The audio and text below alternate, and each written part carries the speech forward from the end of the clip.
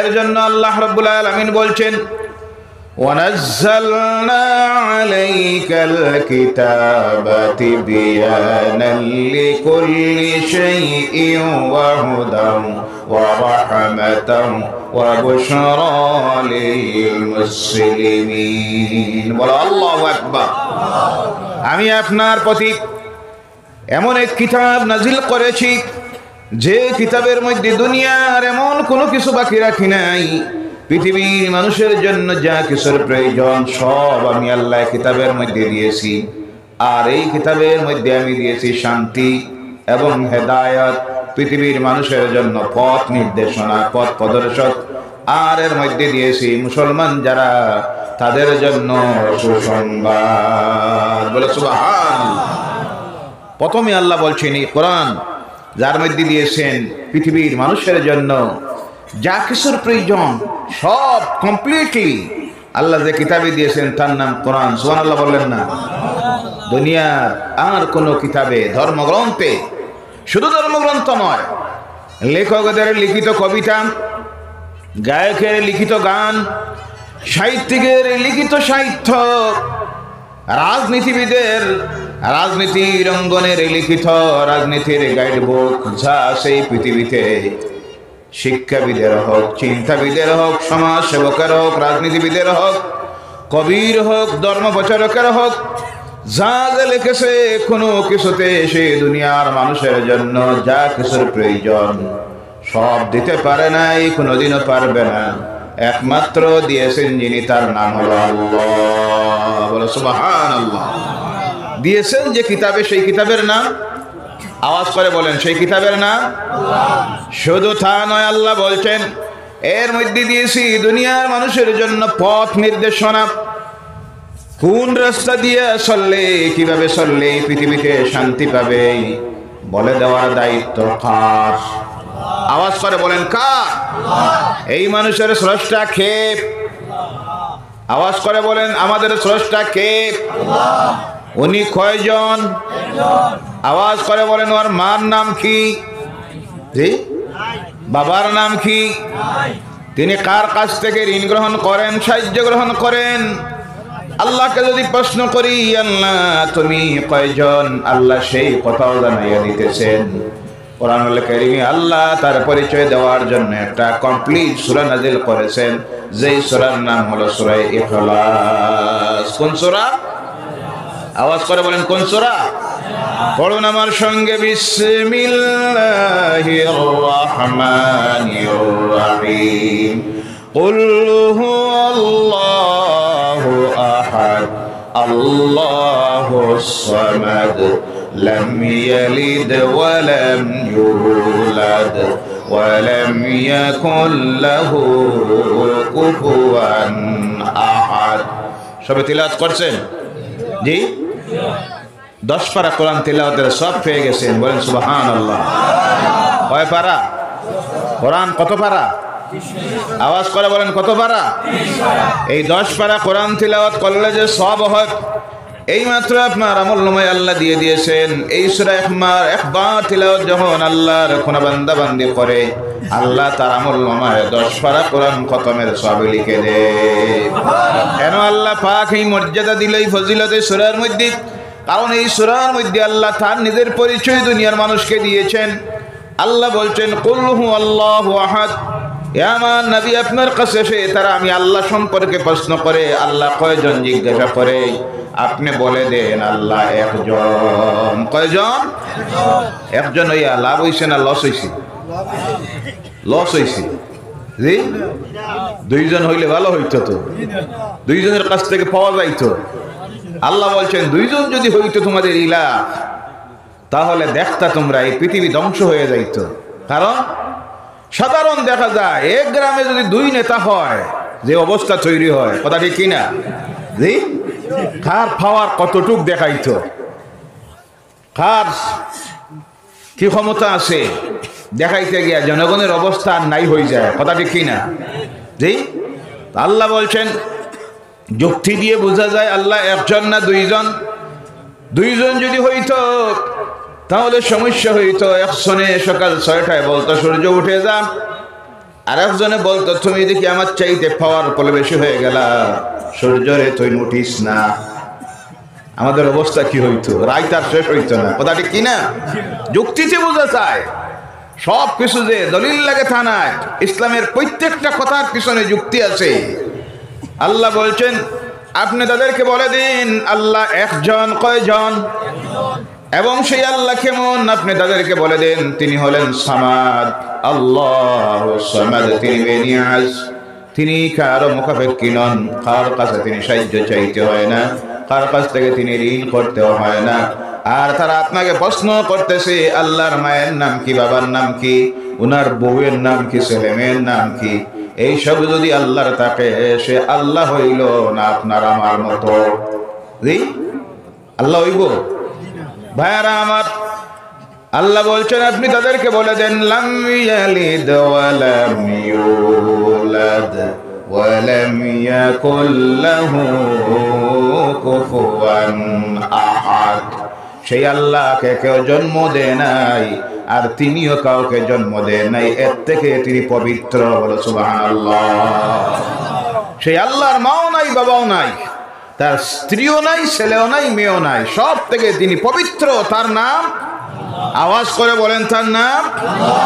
এবং তার সমতুল্য সমকক্ষ কেউ হতে পারে না। বলেন সুবহানাল্লাহ। অনেক সময় একটা কথায় কথা এসেছে, অনেক সময় অনেকে বিভিন্ন সময় কলেজের প্রোগ্রামে যেতে হয়, গেলে পরে কোনো সময় দেখা যায় কোনো বক্তা বক্তব্য দিকে বলছেন সব ধর্ম এক। জি, সব ধর্ম, বক্তার বক্তব্য হলো সব ধর্ম এক। স্রষ্টাকে বিভিন্ন জনে বিভিন্ন নামে ডাকে। কেউ আল্লাহ বলে ডাকে, আমরা আল্লাহ বলে ডাকি। কেউ ভগবান বলে ডাকেন, কেউ ঈশ্বর বলে ডাকেন, কেউ গড বলে ডাকেন, কেউ পরমেশ্বর বলে ডাকেন। বিভিন্ন জনে বিভিন্নভাবে ডাকে, কিন্তু স্রষ্টা একজন। বিভিন্ন নাম আছে। আপনারাও কি এই যুক্তি মানতে রাজি আছেন? জি, সব এক। কোন উপাস্যকে অবহেলা অবমাননা করার জন্য নয়। বিভিন্ন জনে বিভিন্নভাবে ডাকে, সেটা তার পার্সোনালি ব্যাপার, ডাকতে পারে, কোনো অসুবিধা নেই। কিন্তু সব একটা হতে পারে না। তার প্রমাণ হলো অন্যান্য যে নামগুলি আছে সেই নামে যারা ডাকেন, ভাইয়েরা আমার, ওই যার নামে আপনারা ডাকতেছেন প্রত্যেকটা নামের প্রতিশব্দ আছে না? জি, আছে না নাই? প্রত্যেকটার এক বচন সঙ্গে বহু বচন আছে। ভগবান, ভগবতী আসেনি না? তাড়াতাড়ি বলবেন। ঈশ্বর, ঈশ্বরী, গড, গডেস, পরমেশ্বর, পরমেশ্বরী, প্রত্যেকটা স্ত্রীলিঙ্গ আছে, তার বহু বচন আছে। এবার আল্লাহর বহু বচন কোনটা? জি, আল্লাহর স্ত্রীলিঙ্গ কোনটা? সারা দুনিয়ার ডিকশনারি বাইর করেন, আর যারা ডিকশনারি লেখে তাদেরকে বলেন আল্লাহর বহু বচনে একটা শব্দ বানাও তো। সারা দুনিয়া ডিকশনারি লেখকেরা যদি মিলে যায় কোনো দিন বানানি সম্ভব নয়, কারণ আল্লাহ হলেন এক। বলো সুবহানাল্লাহ। অনুরূপভাবে এই আল্লাহর স্ত্রীলিঙ্গ নাই, এবং আল্লাহর নামটাকে যদি কেউ ভেঙ্গে টুকরা টুকরা করে, আমার আল্লাহর নামের কোনো অসুবিধাও নাই। বলো সুবহানাল্লাহ। আল্লাহ তার প্রমাণ, তার কালাম কোরআনুল কারীমের মধ্যে আল্লাহ দেখিয়ে দিয়েছেন আমি আল্লাহ। আমার আল্লাহ রাব্বুল আলামিন তার পরিচয় দিতেছেন কোরআনুল কারীমে। আমাকে যে আল্লাহ বলে তোমরা ডাকো, তাহলে আল্লাহকে শোনো। আল্লাহু লা ইলাহা ইল্লা হুয়াল হাইয়ুল কাইয়্যুম লা তা'খুযুহু সিনাতুন ওয়ালা নাওম লাহু মা ফিস সামাওয়াতি ওয়া মা ফিল আরদ ইলা আখিরিল আয়াত। আল্লাহ পাক তার পরিচয় দিতে গিয়ে কোরআনে একটা আয়াত নাযিল করেছেন, গোটা কোরআনের সবচাইতে নামবাজে আয়াত, যার নাম হলো আয়াতুল কুরসি। সুবহানাল্লাহ। মুখস্থ আছে? মুখস্থ আছে? নাই। এক সময় ছিল প্রত্যেকটি মুসলমান নরনারীদের কম পক্ষে কোরআনের বিশেষ আয়াত এবং সূরা মুখস্থ থাকত। কথা ঠিক কিনা? এখন তো মুখস্থ করার সময়ই নাই, ব্যস্ততা সবচেয়ে বেশি। যারে নিয়া কোরআন নিয়া না, তার নাম হলো মোবাইল বাবাজি। কথা বলেন ঠিক কি না? যেমন যুবকের অবস্থা তেমন যুবতীদের অবস্থা, মা বোনদের তেমন অবস্থা, প্রত্যেকের একই অবস্থা হয়ে গেছে। তবে সব আবার না, কিছু সংখ্যক লোক আজকে তাদের জীবনটাকে ধ্বংস করে দিতেছে মোবাইলের মাধ্যমে। কথা ঠিক কিনা?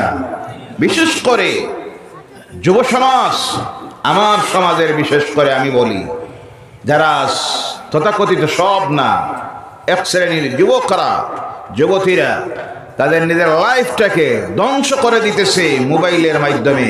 আল্লাহ এদেরকে হেফাজত করুক, হেদায়েত করুক, সকলে বলেন আল্লাহুম্মা আমিন। ভাইরা আমার, এটা আল্লাহর দেওয়া নিয়ামত, নিয়ামতের শুকরিয়া আদায় করবেন, নিয়ামতকে তার যোগ্য প্রয়োজনে তার কাজের মধ্যে ব্যবহার করবেন। করলে এই মোবাইল দিয়েও সওয়াব আছে না? কথা বলেন। আবার এই মোবাইলের মাধ্যমে কারোর লাইফ ধ্বংসের দিকে চলে যাইতেছে এবং তার নিজেকে সে জাহান্নামের রাস্তায় নিয়ে পৌঁছাইয়া দিয়েছে, এমন আছে না? এই মাত্র আপনি রাস্তায় বাইর হন, গিয়ে দেখবেন রাস্তার বিভিন্ন জায়গায়, তিমাতায়, চৌমাথায়, না হয় দোকানের বারান্দায়, কোনোটা তো এমন আছে রাস্তার কিনারায় ধুলাবালির খবর নাই, কুয়াশার খবর নাই। 4-5টা দেখবেন এক জায়গায় বসে গেছে, মাঝে মোবাইল নিয়ে চলতেছে পাবজি, কোনটা গেম, আর কত না কিছু নামও জানি না, ওরা রাত কাটাইয়া দিতেছে। লাস্ট এমন অবস্থার মধ্যে গিয়ে পৌঁছতেছে, আত্মহত্যা করতেছে, আসেনি না? আল্লাহ তুমি হেদায়েত করো এদেরকে, সকলে বলেন আল্লাহুম্মা আমিন। বলতেছিলাম আল্লাহ পাক তার সেই পরিচয় দিতে গিয়ে একটা আয়াত নাযিল করেছেন, যে আয়াতকে আয়াতুল কুরসি বলা হয়।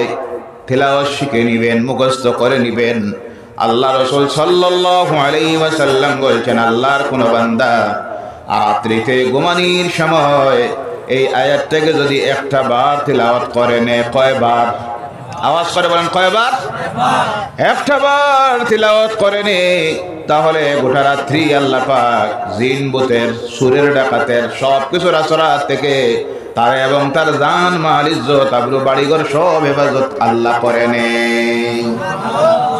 অনুরূপ ভাবে হাদিস শরীফে আসতেছে, আল্লাহ রাসূল সাল্লাল্লাহু আলাইহি সাল্লাম বলছেন, এই আয়াতকে দিবারাত্রির মধ্যে একটা বার যদি কেউ তিলাওয়াত করে নেই, আল্লাহ পাক রব্বুল আলামিন মওত ব্যতীত দুনিয়ার সমস্ত রূপ থেকে তাকে হেফাজত করে নেয়।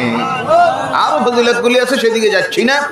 কারণ হলো এই আয়াতে আল্লাহর পরিচয় দেওয়া হয়েছে। কার পরিচয়? আল্লাহ বলছেন, আল্লাহু লা ইলাহা ইল্লা, আল্লাহ তিনি যার সমতুল্য সমকক্ষ কেউ নাই, বলে সুবহানাল্লাহ। তিনি হাই, তিনি চিরস্থায়ী, এবং তিনি কিভাবে? আল্লাহু লা ইলাহা ইল্লা হুয়াল হাইয়ুল কাইয়্যুম লা তা'খুযুহু সিনাতুন ওয়ালা নাওম। সেই আল্লাহ যার নিদ্রা নাই এবং নিদ্রার বাপটা পর্যন্ত নাই, তন্দ্রাও নাই, ঘুমজার নাই, তিনি হলেন আল্লাহ, বলে সুবহানাল্লাহ। এখানে আল্লাহ তার পরিচয় দিলেন এইভাবে, সেখানে আল্লাহ পরিচয় দিলেন তার মাও নাই, বাবাও নাই, তার স্ত্রীও নাই, ছেলে মেয়েও নাই, সব থেকে তিনি পবিত্র। আমার বলার উদ্দেশ্য হলো, ওই আল্লাহর নামকে যদি আমরা ভাঙতে যাই, দেখি আল্লাহ, আল্লাহর পরিচয় এখানেও আল্লাহ দিলেন। আল্লাহ দিয়া তার থেকে যদি একটা অক্ষর কমাইয়া দেওয়া হয়, তাহলে আমার আল্লাহর নাম তাকে লিল্লাহ। কোনটা? আল্লাহ তার পরিচয় দিতেছেন, আমার নাম থেকে যদি একটা অক্ষর সরানি হয়, আমি আল্লাহর নামের কোনো অসুবিধা হয় না, অর্থ নষ্ট হয় না। কোরআনে আল্লাহ পরিচয় দিলেন, লিল্লাহি মা ফিস সামাওয়াতি ওয়া মা ফিল আরদ, বলো আল্লাহু আকবার। আরেকটা লাম যদি সরানি হয়, তাহলে তাকে লাহু, কি তাকে? কথা বলেন, কি তাকে? আল্লাহ বলছেন তার পরিচয় দেখো, আমার নামের কোনো অসুবিধা হয় না। লাহু মাকালিদুস সামাওয়াতি ওয়াল আরদ, বলো আল্লাহু আকবার। আরেকটা লাম যদি অক্ষর সরাইয়া দেওয়া হয়, তাতেও আমি আল্লাহর কোনো অসুবিধা নাই। লাম আরেকটা যদি সরানি হয়, তাকে হু, কি তাকে? আল্লাহ পরিচয় দিতেছেন হুয়াল্লাহুল্লাযী লা ইলাহা ইল্লা হু। বলো সুবহানাল্লাহ। সেই আল্লাহ রাব্বুল আলামিন বলছেন, আমি তোমাদের জন্য এমন এক কিতাব দিয়েছি যে কিতাবের মধ্যে দুনিয়ার সব কিছু তোমাদের জন্য দিয়ে দিলাম। আর কি দিয়েছি শোনো, দুনিয়ার মানুষের জন্য দিয়েছি হেদায়েত, পথ পাওয়ার রাস্তা বলে দিয়েছে যে কিতাব, তার নাম কোরআন। দুনিয়ায় কোন দিকে আপনি চললে লাভবান হবেন, কিভাবে চললে ক্ষতিগ্রস্ত হবেন, ব্যবসায়িক জীবনে কিভাবে চলবেন, চললে লাভবান হবেন, কোরআনে আসেনি না? না, কথা বলেন, আসেনি না? না। কিভাবে ব্যবসায় গেলে আপনি লস করবেন তাও কোরআন বলে দিয়েছে। রাজনীতি করতে গিয়ে কোন দিকের রাজনীতি কিভাবে করলে আপনি লাভবান হবেন, সমাজে শান্তি আসবে, রাষ্ট্রে শান্তি আসবে, তা বলে দিয়েছে কোরআন। আর কিভাবে রাজনীতি করলে সমাজ ধ্বংস হয়ে যাবে, রাষ্ট্র ধ্বংস হবে, অশান্তির পরিবেশ তৈরি হবে, তাও কোরআনে আসেনি না? না। অনুরূপভাবে এমন কোন সাবজেক্ট আল্লাহ বাকি রাখেন নাই, প্রত্যেকটা রাস্তা আল্লাহ বলে দিয়েছেন। এর জন্য আল্লাহ বলছেন এটার মধ্যে দুনিয়ার মানুষের জন্য দিয়েছে হেদায়েত। আর মুসলমান যারা তোমাদের জন্য এর মধ্যে দিয়েছি আমি আল্লাহ সুসংবাদ। আর দুনিয়ার মানুষের মুমিনদের জন্য দিয়েছি রহমত, শান্তি। সুবহানাল্লাহ। আর জোরে বলেন সুবহানাল্লাহ। শান্তি পাওয়ার গাইড বুক দিয়েছেন আল্লাহ কে? আর যার নাম হলো কোরআনুল কারীম, যার নাম। এর প্রমাণ দেখেন, যেসব জিনিসে পৃথিবীতে অশান্তি আসে আমার আল্লাহ রাব্বুল আলামিন তা হারাম করেছেন, অবৈধ করেছেন। পৃথিবীর বিভিন্ন ধর্ম আছে, ধর্মগ্রন্থ খুলে গিয়ে আপনি দেখেন কোনটা হালাল, কোনটা হারাম, কোনটা পাক, কোনটা না পাক, কোনটা বৈধ, কোনটা অবৈধ, কোনটা পবিত্র, কোনটা অপবিত্র। দুনিয়ার কোন ধর্মগ্রন্থ সেই নির্দেশ দিতে পারে নাই। তার কারণ হলো বাকি সমস্ত ধর্মগ্রন্থগুলি দুনিয়ার মানুষ নিজে নিজে তৈরি করেছে। তাই মানুষের মানবীয় জ্ঞান দিয়া পৃথিবীর মানুষকে এই ডিরেকশন নির্দেশ দেওয়া সম্ভব একমাত্র যে কিতাব দিতে পারে সেই কিতাবের নাম হলো কোরআনুল কারীম।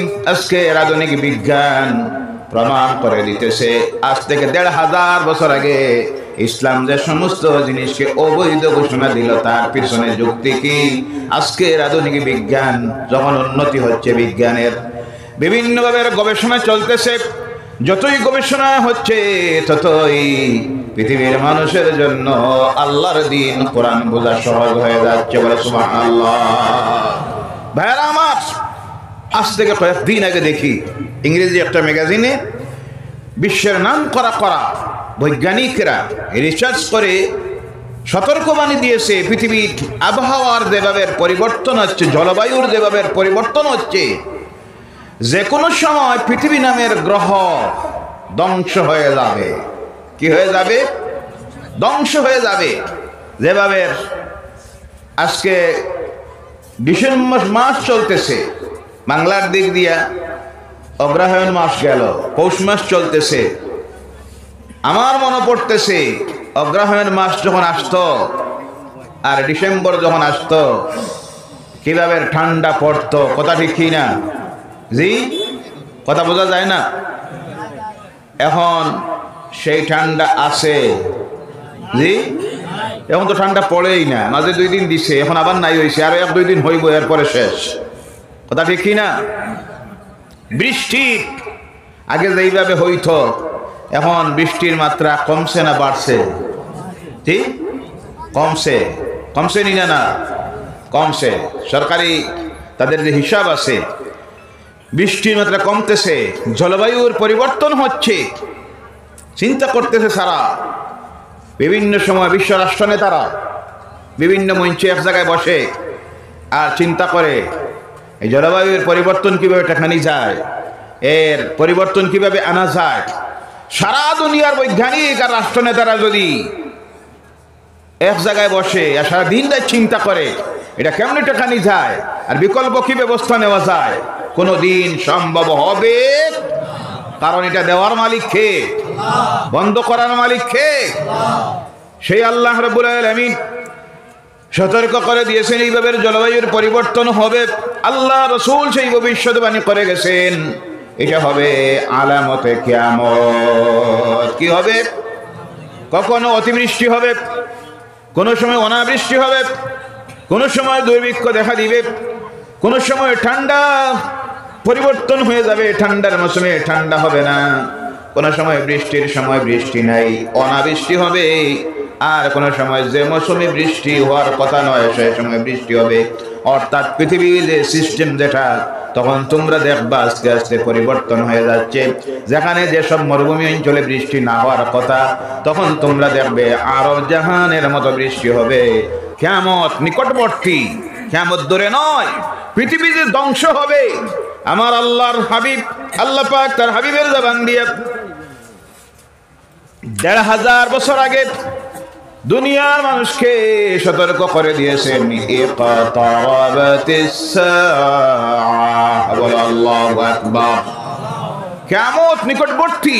১৫০০ বছর আগে আল্লাহ রাসূল বলে গেছেন কিয়ামত নিকটবর্তী। চলে গেল ১৫০০ বছর। এই কিয়ামতের আলামত, কিয়ামত যখন আসবে, মহাপ্রলয় যখন এই পৃথিবীতে আসবে, এর কিছু নিদর্শনের আগে আল্লাহ রাসূল সাল্লাল্লাহু আলাইহি সাল্লাম দুনিয়ার মানুষকে বলে গেছেন এই কিয়ামত বেশি দূরে নয়। ১৫০০ বছর আগে আমার রাসূল যা বলেছেন, আজকে আধুনিক বিজ্ঞানের যুগের বৈজ্ঞানিকরা রিসার্চ করে করে গিয়ে বলতেছে যে কোনো মুহূর্তে পৃথিবী নামের গ্রহ ধ্বংস হয়ে যাবে। ওই যে ভবিষ্যৎবাণী তারা যেটা দিতেছে ১৫০০ বছর আগে আল্লাহর কালাম কোরআন বলে গেছে। বলে সুবহানাল্লাহ। ও আমার ভাইয়েরা মুসলমানেরা, বলতেছিলাম এই পৃথিবীতে মানুষ শান্তিতে থাকবে, শান্তি পাবে পারিবারিক জীবনে, সামাজিক জীবনে, রাষ্ট্রীয় জীবনে। এই ব্যবস্থা দিতে গিয়ে আমার আল্লাহ রাব্বুল আলামিন দেখলেন কিছু জিনিস আছে যেটাকে যদি বন্ধ করা না হয় তাহলে এই জমিনে শান্তি আনা সম্ভব হবে না, পারিবারিক জীবনে, সামাজিক জীবনে, রাষ্ট্রীয় জীবনে। এর জন্য কোরআন কিছু জিনিসকে অবৈধ ঘোষণা দিয়েছে, হারাম বলেছে, আর কিছু বৈধ, কিছু অপবিত্র, আর কিছু পবিত্র, পাক আর না পাক। এই নির্দেশনা যে ধর্মে আর ধর্মগ্রন্থে আছে তার নাম হলো কোরআন। বলো সুবহানাল্লাহ। এবার বলুন তো মদ হালাল না হারাম? আওয়াজ করে বলুন হালাল না হারাম? কিন্তু আফসোস লাগে, মদের দোকানের লাইসেন্স দেওয়া হয়, মদ ল খাও, কিন্তু সুপারি বেচার অনুমতি নাই। জি কথা বলেন, মানে সুপারি খাইলেও মরবো। জি আহারে, উল্টো চলছে, সব উল্টা কথা, ঠিক কিনা? সুপারি বিক্রি বন্ধ, লোকাল সুপারি বন্ধ, সব বন্ধ। কারণ সুপারির সঙ্গে বার্মিজ সুপারি যাইব, আর যদি যায় খাইয়া সব দেশের মানুষ মরব। জি কথাটা ভুল না শুদ্ধ? কথা বলেন, ভয় লাগে নাকি? কথা বলতে ভয় লাগে আপনাদের? মুমিন আমরা, আমরা কি মুমিন? ভয় করে কয়জনকে? কথা বলেন কয়জন? আরে আল্লাহ ছাড়া দুনিয়ায় কাউকে যারা ভয় করে না তারা হলো মুমিন। বলে সুবহানাল্লাহ। এই জমিনে আসার আমাদের টার্গেট দুইটা। কয়টা? আল্লাহকে সন্তুষ্ট করা, আল্লাহর জান্নাতে যাওয়া। মৌত তো সর্ব অবস্থায় আছে, আজকে হতে পারে, কালকে হতে পারে, পরশু হতে পারে, একদিন তো মরবই, তাতে কোনো সন্দেহ। আর মৌত যদি ইজ্জতের মৌত, শাহাদাতের মৌত হয়, পৃথিবীতে আসা আমার সাকসেস হয়ে গেছে। বলে সুবহানাল্লাহ। তাহলে মৌতের ভয় আছে? কোন মৌতের ভয় আছে? ভয় নাই। মুমিন মৌতকে কোনো সময় ভয় করে না, মুমিন মৌতকে সাদরে গ্রহণ করে, কারণ এই মৌতের মাধ্যমে সে তার রব আল্লাহর সঙ্গে, বন্ধুর সঙ্গে মিলিত হয়ে যায়। বলে সুবহানাল্লাহ।